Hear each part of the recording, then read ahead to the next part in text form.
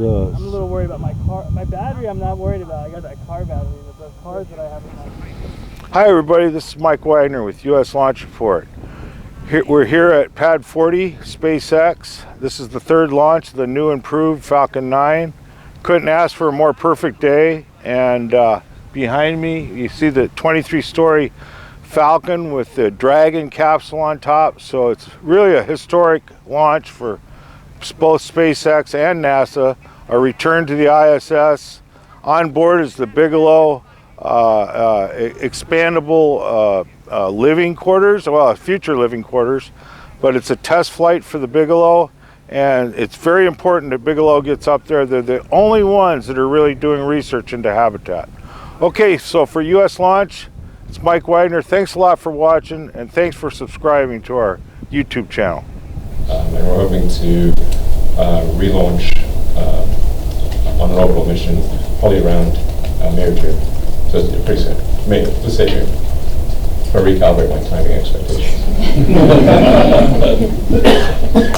T-minus 30.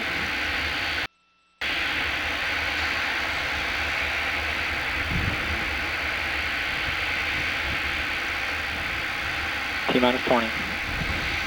Falcon 9, secure flight pressures. T-minus 15 seconds. T-minus 10, 9, 8, 7, 6, 5, 4, 3, 2, 1. Engine ignition, lift off. Falcon 9 rocket, today, deep space exploration.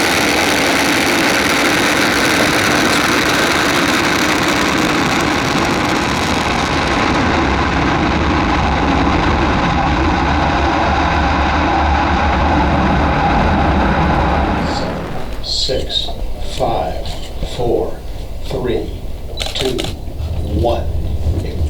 Engine ignition, lift off of the Falcon 9 rocket with science for today and for deep space exploration tomorrow. Falcon 9 is under the tethers.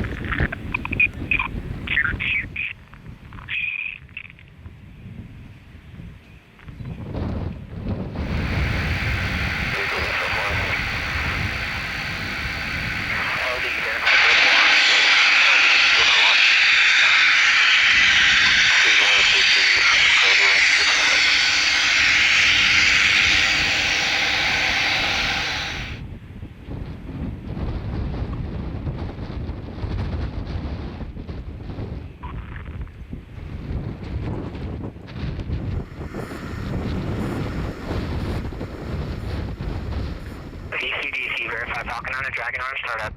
Falcon 9 in startup. Dragon is in startup.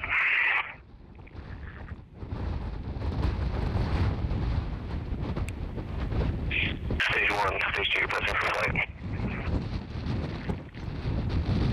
T-minus 45 seconds.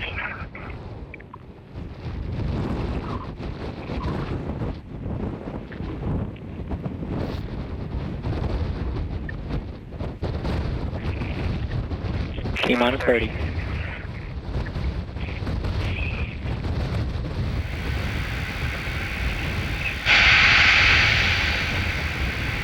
T-minus 20. Falcon 9, secure flight pressures. T-minus 15 seconds. T-minus 10, 9, 8, 7, 6, 5, 4, 3, 2, 1. Engine. For today and for deep space exploration tomorrow. Falcon 9 is cleared to tethers.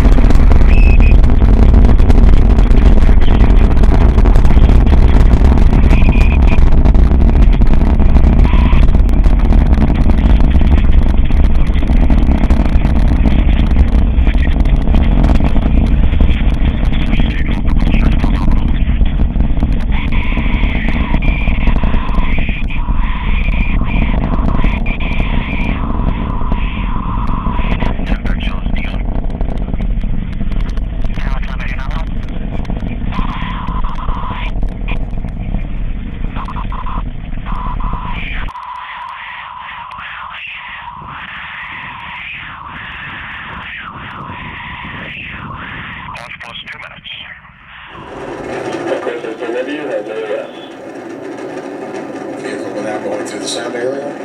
Vehicles are transonic. Through max Q.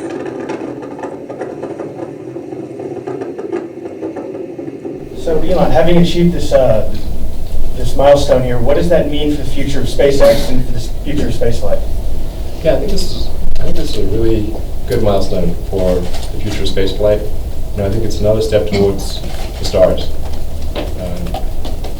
In order for us to really open up access to space, we've got to achieve full and rapid reusability. And being able to do that for the primary rocket booster is going to be a huge impact on cost. Now it'll still take us, a few years to make that smooth and make it efficient. But I think it's proven that it can work. And there probably will be some failures in the future, but we will iron those out and get it to the point where it's routine to bring it back, and where the only changes to the rocket are, maybe to hose it down or clean, give it a wash and add the propellant and fly again. That's the key. So full and rapid reusability is fundamental. Bill?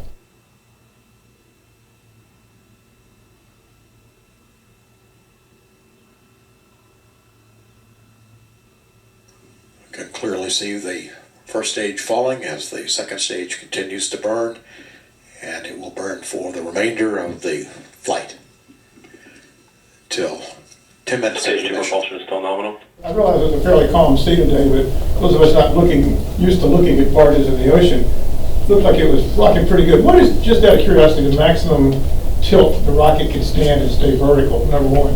And two, can you talk a little bit about increasing your launch pace? You guys have a really busy manifest. You're starting to ramp things up here, and you need more people. Can you do it with the crew you currently have here in Vandenberg? Just generally about the pace. Thanks. Sure. Well, first of all, I'd say it's a ship. It used to be a barge, but when we added engines and control systems and everything, so now I think it's sort of better call it a ship. It has 4 engines. But today the pitch and roll was about 2 to 3 degrees, so it's actually not too bad. In terms of maximum, well, probably, I'd say we could do double that easily and maybe triple. So maybe it's 8 or 9 degrees, but that's probably about the limit. That would be really intense seas. But you also see some translation where it's going up and down, so it's both rotating and translating. So it's tricky, just like a carrier landing. But it's, and both are going to absolute position, so that the ship is holding to absolute GPS position with a relative GPS, and today was actually holding to with accuracy of below a meter. And it's got 4 engines that all of which can rotate in 360 degrees, and they're operating continuously to hold both the attitude and position in the ocean. In terms of increasing our head count, I think that's going to continue to grow, and our launch rate is going to continue to grow. We're expecting by maybe the third or fourth quarter that would be doing a launch every 2 to 3 weeks. Stephen?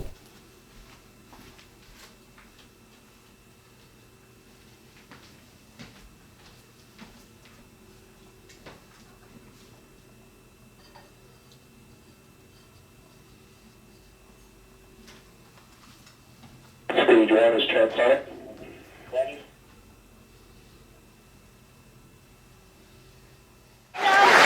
We just got confirmation that the landing burn has started. Let's take a look at the drone ship now.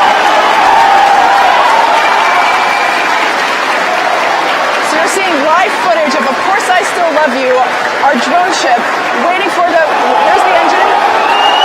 Slow it down, lights are deployed.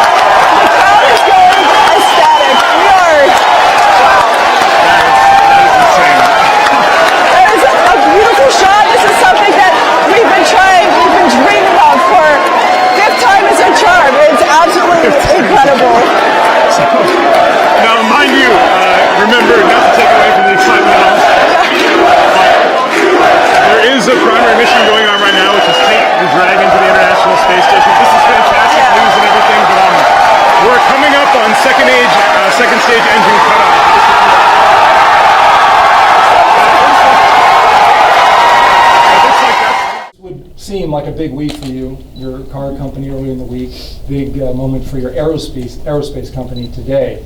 Can you kind of talk me through what that moment was like? Two questions. What that moment was like, where you were watching it, what you were feeling. Did you turn and hug Hans, or did you knuckle bump him? I have a confession to make. I didn't need hug Hans.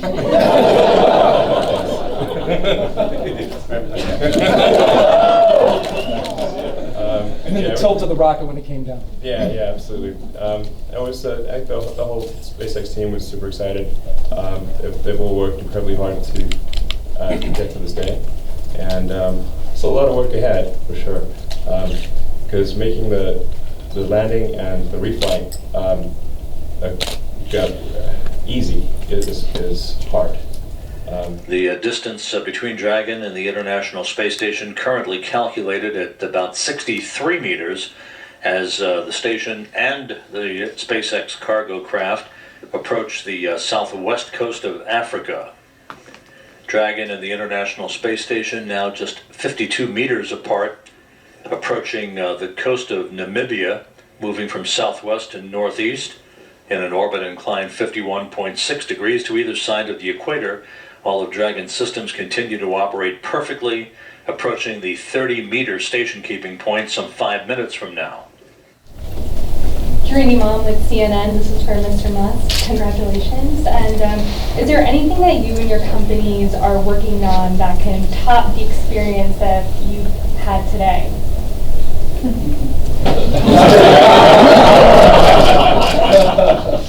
That's a good one. I think, I don't know about you, Hans, but I think that getting to orbit for the first time was, that was probably the best one. Way back up through 2008, we managed to do 3 launches, but they failed. And I actually only had money for 3 launches, but we managed to. That was the original plan. But well, after 3, if we haven't succeeded, well, maybe that's it. But we managed to scramble and put together those parts for one final launch, and it worked. So that launch for Falcon 1 was, I think, the most profound. And then first launch Falcon 9, first launch Dragon, bringing Dragon back, landing back at the Cape. I'd say probably landing back at the Cape was next best after just getting to orbit in the first place. Absolutely. And as for things in the future, I think we'll be successful, ironically, when it becomes boring. So when it's like, oh yeah, another landing, okay, no news there. That's actually when it will be successful. There's still a few more things we want to do. We want to try to bring the fairing, the big nose coming back, that'll certainly help because each of those cost several million. Falcon Heavy should be quite exciting. Seeing 3 boosters come back. Okay, let's take the question right here. Dragon will be parked at the Earth-facing port of the Harmony module in a parking space right next to the orbital ATK Cygnus cargo craft that arrived at the station back on March 26th, 2 weeks ago.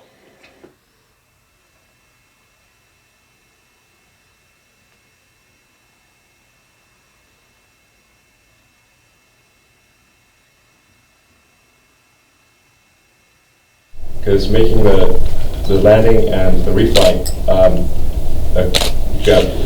easy is hard. Rapid and complete reusability is the thing that's really important for the reusability to be cost effective, like an aircraft. So if with an aircraft you can recycle a 747 that went from London to Los Angeles, and you can recycle that in 3 hours, 2-3 hours maybe, and do another flight. We've got to ultimately get rockets to that point. And the tilt of the rocket when it's coming down, kind of explain how that tilt until right at the end. It was quite windy, so it had winds up to 50 miles an hour as it was coming down. So it's tilting into the wind. SpaceX is go for capture. The flight control team here is go for capture.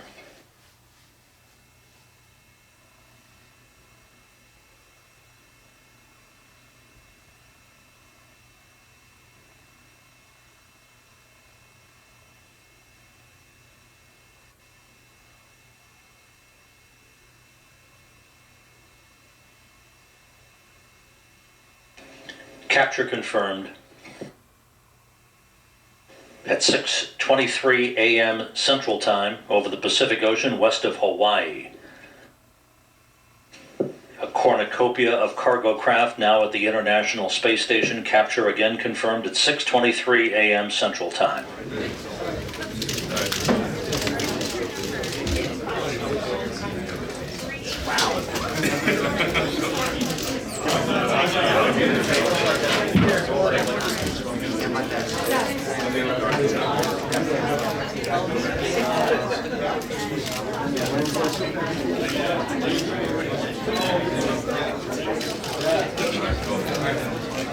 To which Dragon will spend the next month attached to. Operating the station's robotic arm, the robotics officer here in Mission Control is moving very slowly, very carefully to ease the Dragon into the ready-to-latch position, as it is called. Once that is accomplished, then we will begin to see the bolting of the Dragon take place. Again, 4 gangs of 4 bolts apiece, some 16 bolts that will be commanded to drive the Dragon into a hard mate to the International Space Station. Right side of your screen, you're looking with the solar arrays, those ultra-flex solar arrays at the orbital ATK Cygnus cargo craft that arrived on March 26th. So with that, we'll wrap up our coverage for today. Dragon now bolted to the International Space Station, having been captured at 6:23 a.m. Central Time, and bolted into place with second stage capture confirmed at 8:57 a.m.